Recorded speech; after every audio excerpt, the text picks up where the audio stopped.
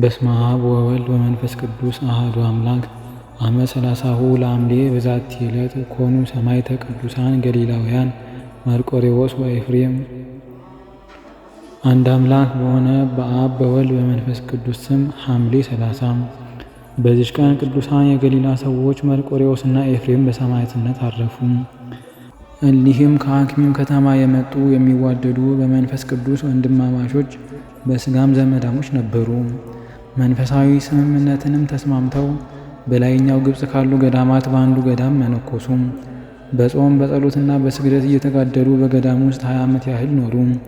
ከዚህም በኋላ ጠላት ሰይጣን በአብያተ ክርስቲያናት ላይ ከአርዮሳውያን ችግርን ባመጣ ጊዜ አርዮሳውያን በአርዮሳዊ ንጉሥ ትእዛዝ መሥዋዕትን ሊሰዉ ወደ ኦርቶዶክሳዊት ቤተ ክርስቲያን ውስጥ ገቡ። እሊህ ቅዱሳንም አምላካዊ ቅንዓትን ቀንተው ወደ ቤተ ክርስቲያን ገቡና አርዮሳውያን ያኖሩትን መሥዋዕት በተኑት። እንዲህም አሏቸው፣ በስሉስ ቅዱስ ስም ያልተጠመቀ መሥዋዕትን ያሳርግ ዘንድ አይገባውም። ያን ጊዜም አርዮሳውያን ይዘው ደበደባቸው፣ ታላቅ ግርፋትንም ገረፏቸው። አጥንቶቻቸውም እስኪሰበሩ ድረስ በምድር ላይ ጥለው ረገጧቸው። ነፍሶቻቸውንም በእግዚአብሔር እጅ ውስጥ ሰጡ። የሰማዕትነትንም አክሊል ተቀበሉ።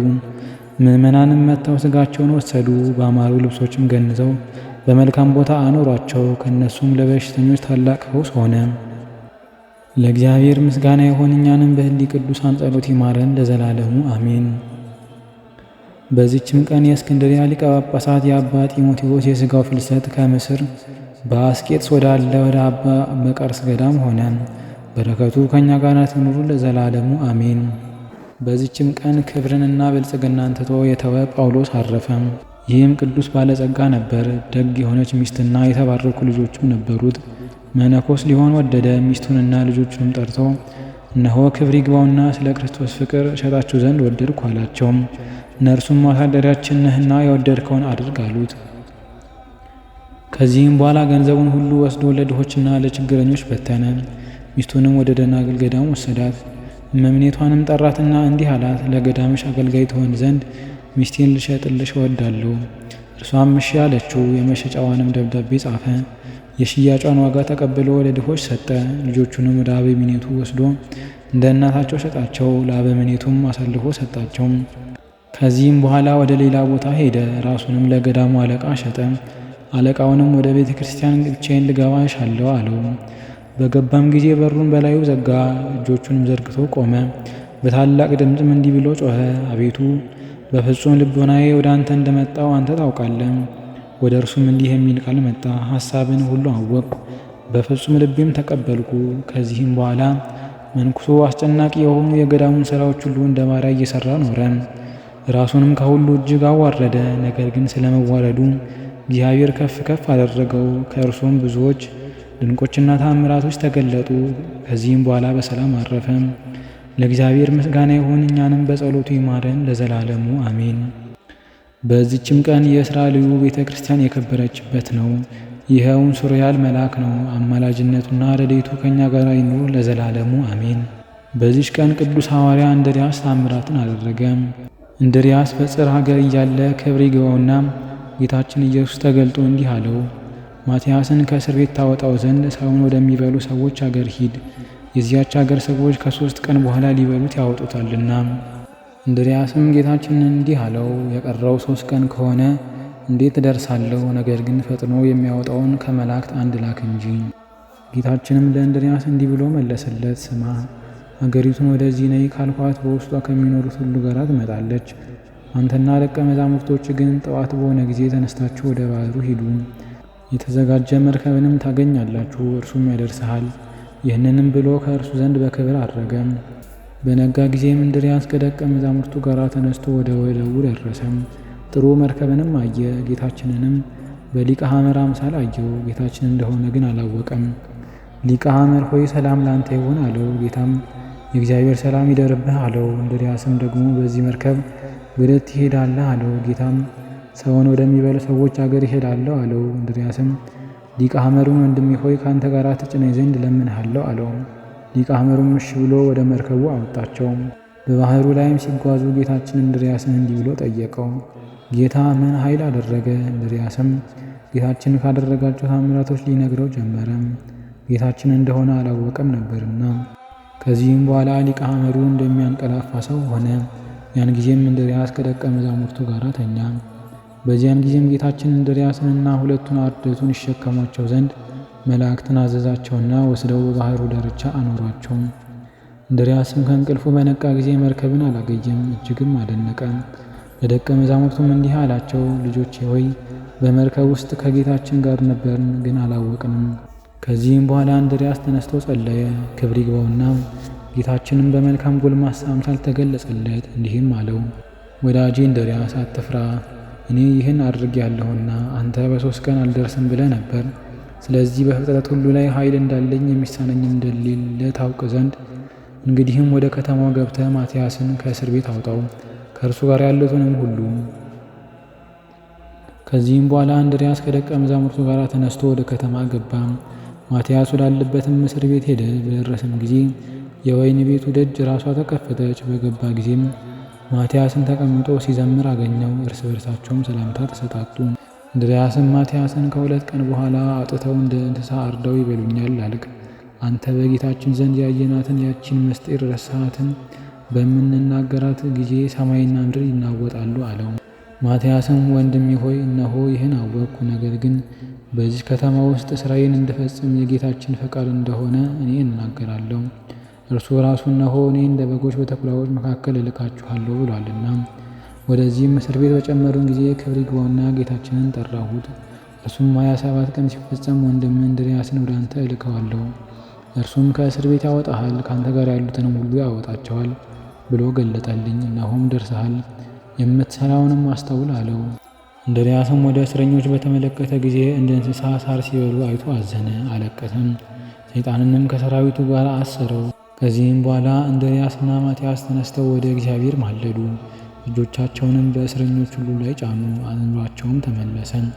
ከከተማውም ውጭ ወጥተው በዚያው አንድነት እንዲቀመጡ አዘዟቸው። እኒያ ሐዋርያትም የሚሆነውን ያዩ ዘንድ ወጥተው በሀገሩ ጎዳና ዳር ተቀመጡ።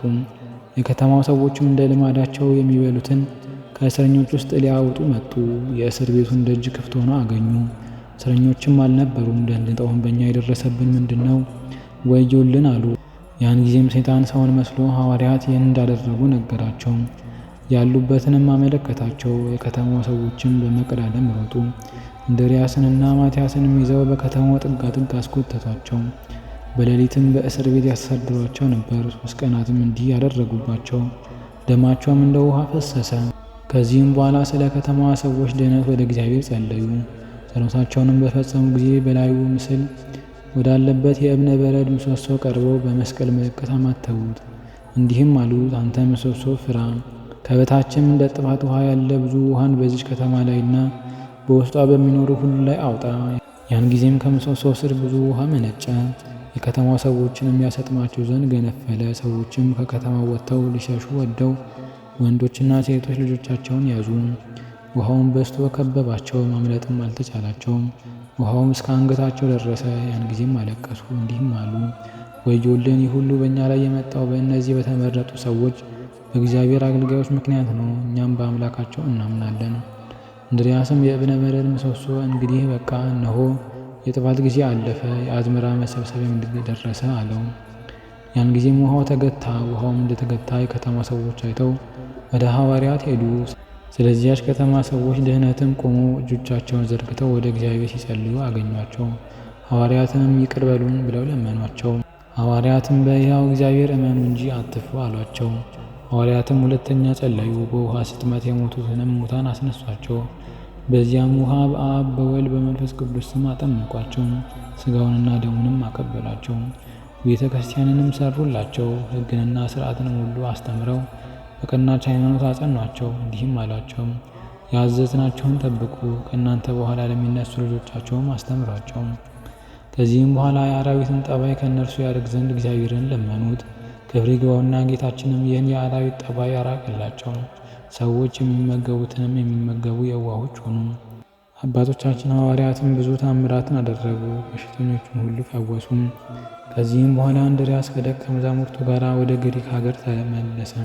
ለእግዚአብሔር ምስጋና ይሁን። እኛንም በአባቶቻችን ሐዋርያት ጸሎት ይማረን፣ በረከታቸውም ከርዕሰ ሊቃነ ጳጳሳት አባ ማትያስ ከሁሉም ሊቃነ ጳጳሳትና ኤጲስቆጶሳት ከክርስቲያን ወገኖችም ሁሉ ጋር ትኑር ለዘላለሙ አሜን። በዚችም ቀን የንጉሥ ናዖድ ሚስት ንግሥት ማርያም ክብራ አረፈች። እርሷም መንፈሳዊ የሆነ በጎ ተግባርን ሁሉ የጠበቀች ትሩፋትንና መጋደልንም በጾምና በጸሎት የፈጸመች ነበረች። በደብረ ሊባኖስም ተቀበረች። ለእግዚአብሔር ምስጋና ይሁን። እኛንም በአባቶቻችን ነቢያትና ሐዋርያት በጻድቃንና በሰማዕታት በደናግልና በመነኮሳት በቅዱሳን መላእክትም በተመረጡ ሊቃነ ጳጳሳትና ኤጲስቆጶሳት በቀሳውስትና በዲያቆናት ሃይማኖታቸው በቀና በአእሩግና ሕፃናት በእነዚህ ሁሉ ጸሎት ይማረን። አምላክን የወለደች የእመቤታችን የቅድስት ድንግል ማርያም በረከቷ በርዕሰ ሊቃነ ጳጳሳት አባ ማትያስ በሁሉም ሊቃነ ጳጳሳትና ኤጲስቆጶሳትን እንዲሁም በሁላችን በቅድስት ኦርቶዶክሳዊት ተዋሕዶ ቤተ ክርስቲያን ልጆች ላይ ይደር ለዘላለሙ አሜን። በሐምሌ ወር የሚነበብ ንባብ ደረሰ፣ ተፈጸመ። ለእግዚአብሔር ምስጋና ይሁን አሜን። ዘአቅረብኩማ ሌተ አዘኪርያ አእላፍ እምእለ ተጸምዱከ ዘልፈ ለላ አነብብ ተወከብ ዘንዴቴ መጽሐፈ እንተረሰከ እግዚኦ ጸሪቀ መበለት ውኩፈ እምእለ አቡኡ ብኡላን ዘተርፈ ነቢያት ቅዱሳን ሐዋርያት ሰባኪያን ሰማዕታት ጻድቃን ደናግል አዲ በመነኮሳት ኢራን ባርኩ ባርኮ ጉባኤ ዛቲ መካን እስከ አረጋዊ ሊቅ ወንዑስ ሕፃን ለዘጻፎ በክርታስ ወለዘአጻፎን ዘይደርስ ለዘአንብቦ ወለዘተርጎሞ በልሳን አዲስ ወለዘሰማ ቃሎ በዝነ መንፈስ በጸሎተ እሙ ማርያም አራቂተ ኩሉ እምባይስ ህውረ ይምሃረነ ኢየሱስ ክርስቶስ ህውረ ይምሃረነ ኢየሱስ ክርስቶስ ህውረ ይምሃረነ ኢየሱስ ክርስቶስ። አቡነ ዘበሰማያት